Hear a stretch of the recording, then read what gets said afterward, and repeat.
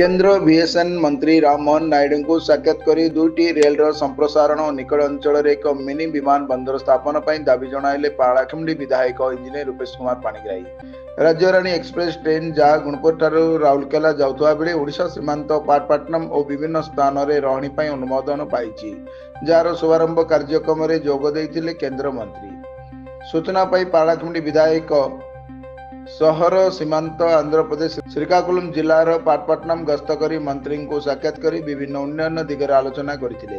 विशेषकर गुणपुर ठारू विशाखापट्टना जाउथुवा ट्रेन को हैदराबाद पर्यंत चलाचल करने और भद्रक ठारू आसी पलासा ठारे रहुथुवा ट्रेन को पालाखुंडी पर्यंत संप्रसारण करने को दाबी जणाइछन्ति विधायक। या सहित अंचल एक मिनी विमान बंदर स्थापन करने आलोचना करिसेंति। गजपति जिलारू प्रतिदिन अनेक लोक चाकरी तथा व्यवसाय और पाठपढ़ा निमंते हैदराबाद, चेन्नई, बेंगलुरु एवं कटक, भुवनेश्वर, दिल्ली, मुंबई, कोलकाता आदि शहर को यातायात करछन्ति। तेबे प्रगतिशील जुगरे गमनागमन विकास अति जरूरी होइछि।